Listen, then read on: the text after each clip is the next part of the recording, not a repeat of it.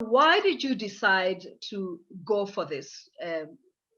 What's so significant for you to want to lead the WTO? I think that it's important. First of all, most of my professional life I've been working on trade. Different aspects of trade. I was a delegate in Geneva at a very young age.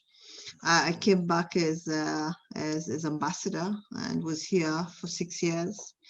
And during that time, I chaired all the major bodies of the WTO. I then went back home as Minister for Foreign Affairs and International Trade. I chaired the most successful ministerial conference that the WTO had ever had.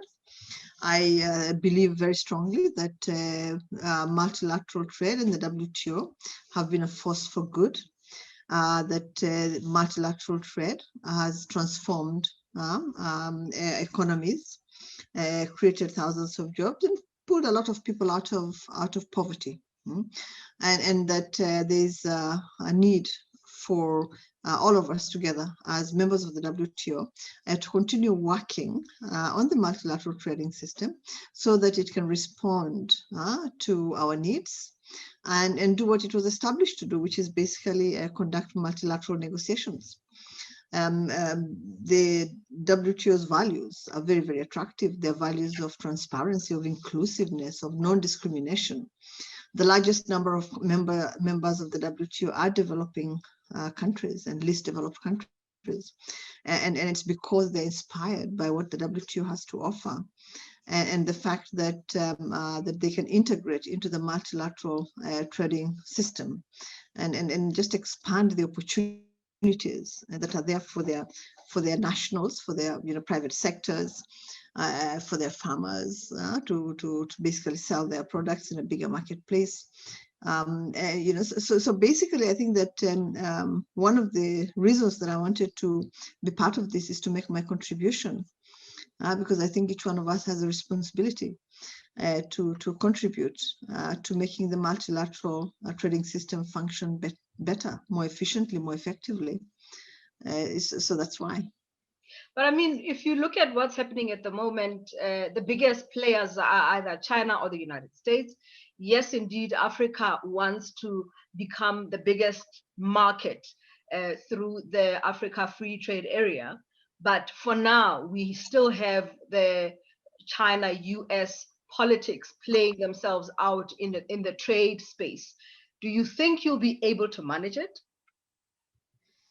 The WTO has managed trade tensions before, and those tensions were also between big players and big trading partners, and so I believe very strongly that if it's a trade issue, if it's a trade dispute, that the place to actually resolve it at is at the WTO. The system is a rules-based system. It's a multilateral rules-based trading system, and within it has a dispute settlement mechanism. And the reason why in the WTO there's a dispute settlement mechanism is because it's actually expected that members will complain against either a violation of rights that they're supposed to be enjoying, or complain against the implementation of or non-implementation of commitments that were made. And so it's actually foreseen that there will be some level of tension. And it was also agreed that the way to resolve that would be to have a dispute settlement mechanism where you would go and complain. And if your complaint was not heard, you even had a higher body where you could actually appeal. So the tensions in multilateral trade is not new, and it's not going to disappear overnight. So the idea is to manage, the tensions, to be able to bring parties together, to have dialogue, and to look at ways in which we can resolve these disputes within the multilateral trading system, within the WTO. The WTO actually has a committee on specific trade concerns.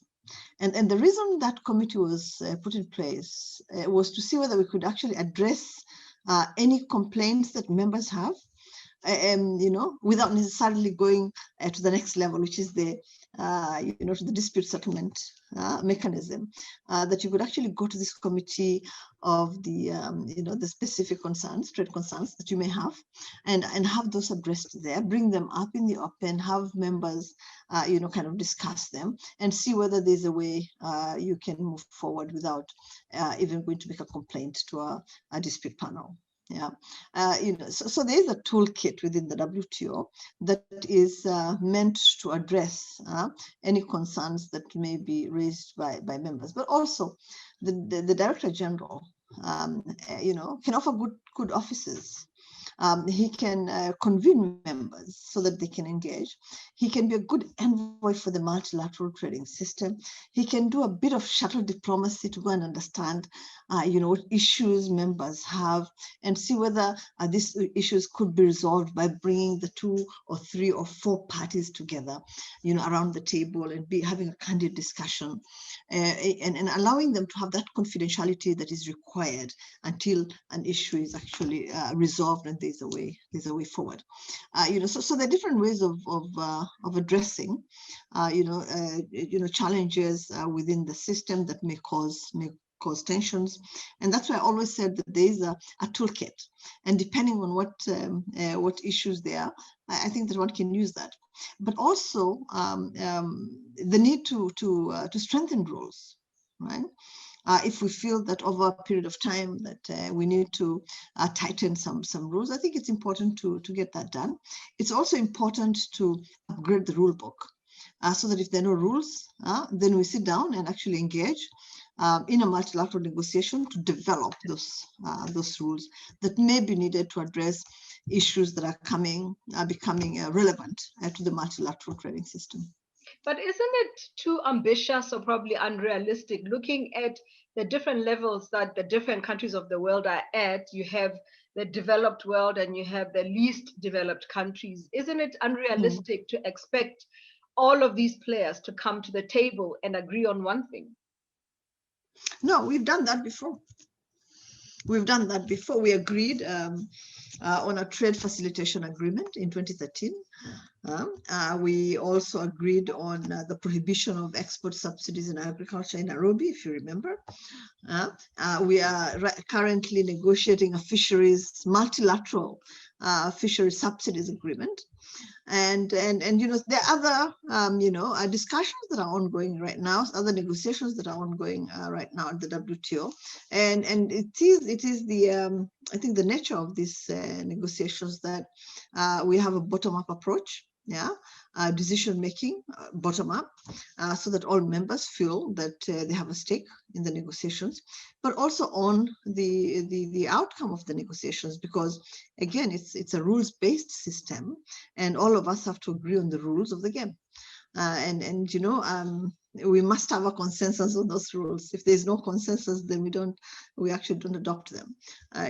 So there's a need for everybody to come together, and we have done that before. I don't have any reason to doubt that with the necessary political will, with the continuous engagement, with candid discussions, real honest discussions, people just understanding where they're at and what is required of the membership, to make this system work, that we can't have an agreement. I think that we have done this before, and I think we can do it into the future.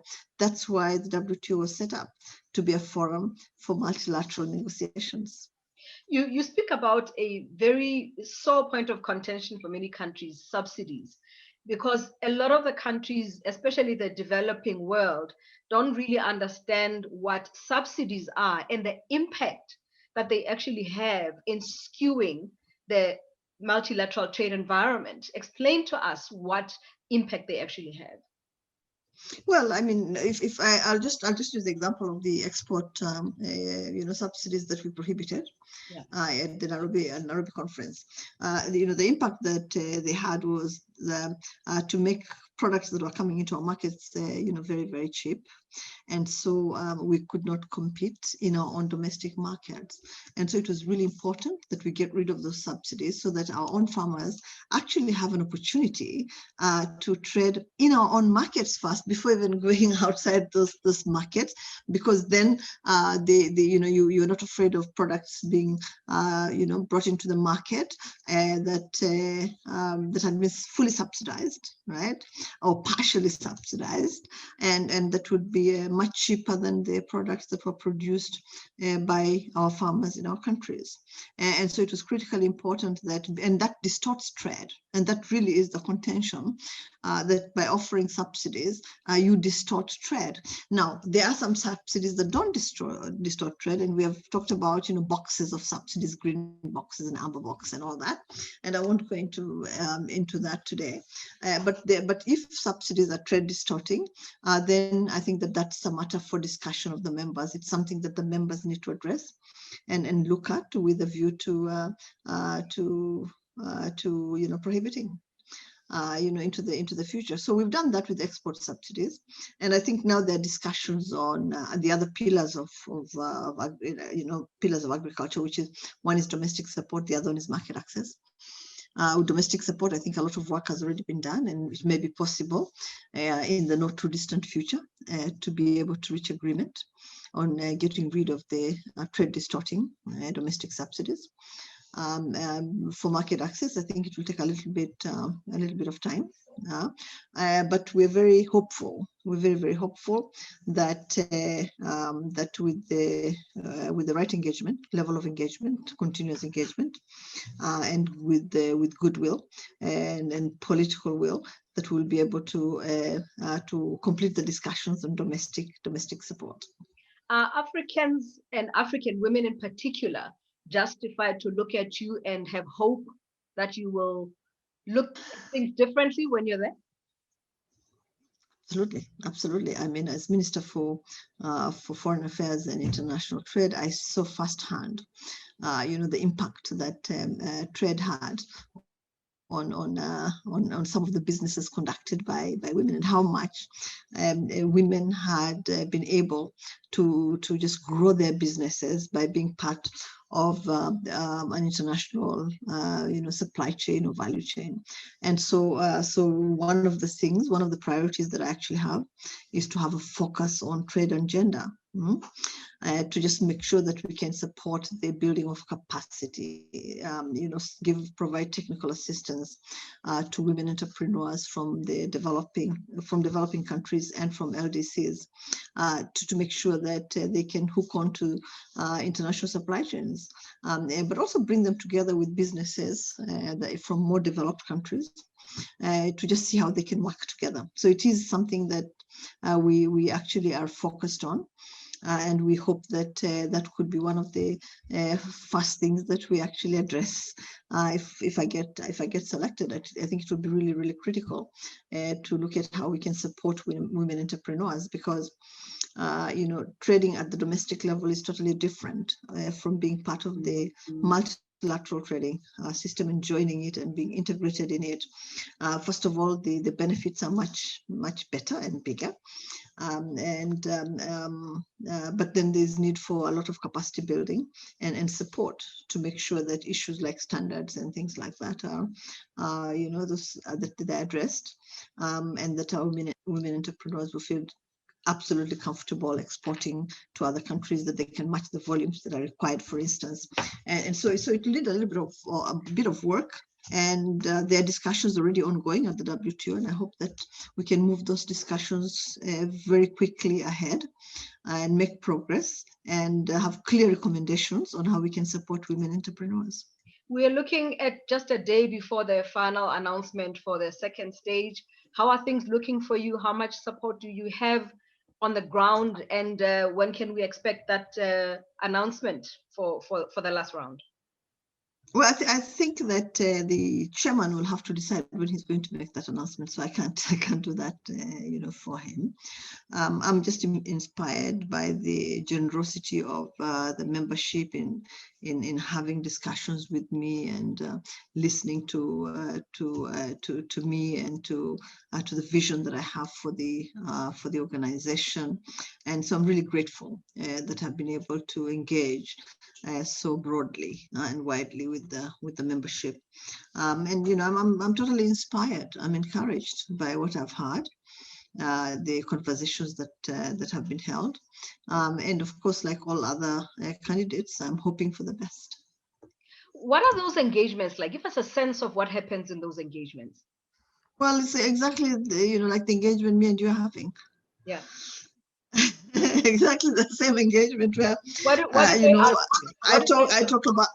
You talk about your vision, you talk about the concerns that members have, and issues around what you spoke about, issues around the tensions that exist today, issues around reforms, issues around the next ministerial conference and what kind of package I'd like to see, issues around multilateral negotiations, plurilateral negotiations, and so wide range, including accessions. We even discuss accessions because, as you know, there are African countries that are still in the lineup to come on board and want to accede to the World Trade Organization. So we also discuss that and look at ways in which we can ease their way into the organization. So yeah, so there are all those conversations that are happening right now.